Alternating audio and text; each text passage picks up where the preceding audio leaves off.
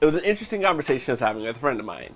House of Jacobs Gaming. Hopefully you know, hopefully you don't not know who this person is. But we were talking about the quote-unquote algorithms and what you do to quote-unquote be famous. When people talk about how to become big in the two different places, right? So first off, they talk about you can't grow on Twitch. And you can't grow on Twitch because there's no discoverability. And this sounds really bad. I have grown to 366 followers on Twitch in a year. So, I mean, not monumental growth. No one's going to be staking me from Ninja anytime soon. But I've grown to that in over a year and a half now just by networking on Twitch.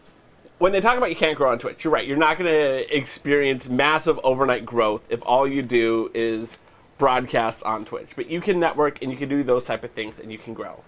But there is value also to... Okay, let's step back. What am I doing here on Twitch? I use Twitch as a way to grow as a communicator and a leader. I work remotely. I don't work in an office, so my ability to communicate and connect with my coworkers and people I'm working on projects with is my ability to communicate through a camera. I have to be good at this.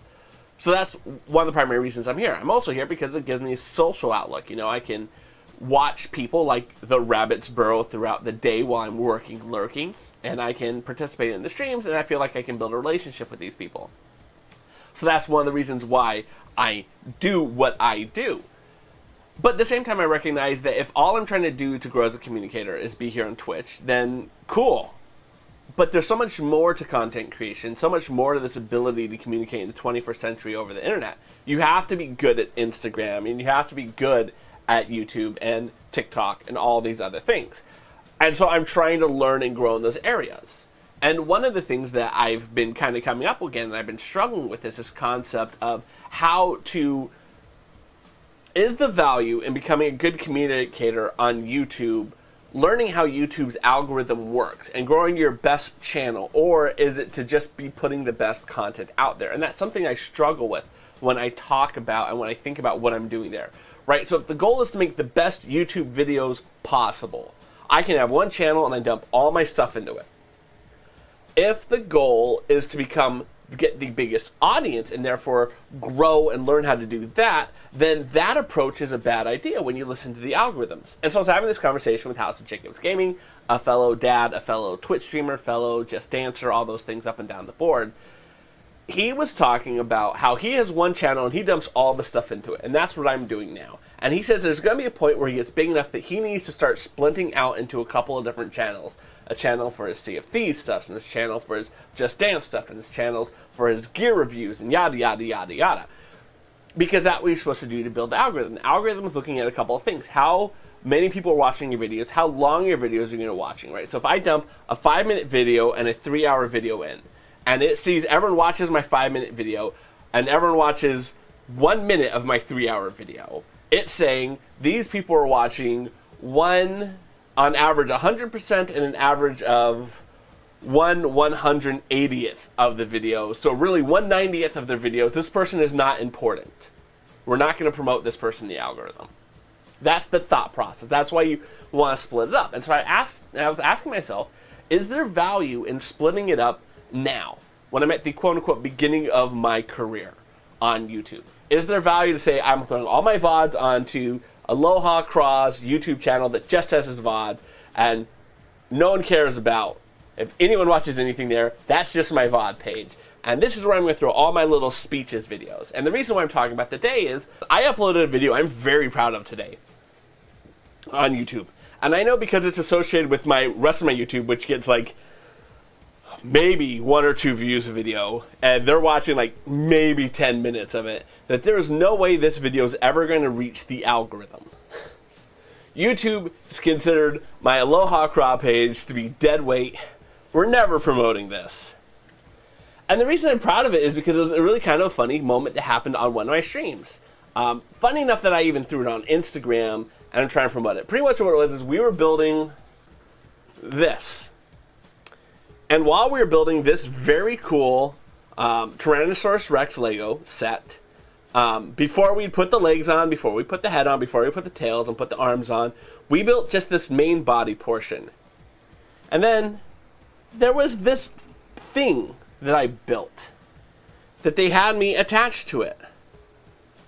And when I attached it, I looked at this and I said to myself, what the hell is this? What is this they're having me build? What is this? This isn't a leg. This isn't an arm. This isn't a tail. This isn't a head.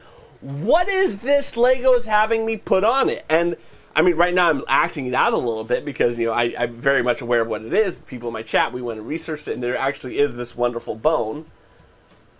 Yes, that's exactly what we thought it was. But no, if you look at actual Tyrannosaurus Rex skeletons, they have this bone here. This is a bone you will see when you look at a Tyrannosaurus Rex skeleton, and it is not, as you so succinctly put it, a penis. But, again, this is where my mind went. My entire chats went. And we had so much fun looking at that and laughing about it and researching it that I said to myself, I have to edit this, because if there's anything I have done on Twitch that has the potential to go viral, it's a 42-year-old dad and people in chat talking about a T-Rex's penis in video in Lego form. So I upload that and I throw it there, and it's doing my standard 2 to 3 views, and there's no shame in that. I'm from a video perspective, I'm very happy with what I did. But is that really me growing as a communicator and learner if I am not growing and learning my YouTube page the way it's meant to be done? Is it to listen to the experts, or is it to do the thing that makes the most rational sense for me, which is just throw all my content in one place? Because when I'm talking to people about convincing them, hey, go subscribe to my YouTube, my 27 subscribers right now, you're number 28. Does it make more sense to say, go to this one page and you can see all my content, or does it make more sense to say, go to this page for my VODs, and this page for this, and this page for this, and this page for this, and this page for this, and before you know it, thank you so much, love, for subscribing. Does it make more sense to say one place, or does it make more sense to say, here are all the places, go find the one that you want to watch the most? I don't know the answer to that. But I think that's the thing we all have to think about when think about our content creation. What are we going to do in the different platforms to help grow? What are we going to do? I'm not talking grow as an audience, because we're not all going to become Ninja or Little Seehaw. What can we grow as individuals? What's the best way to do this?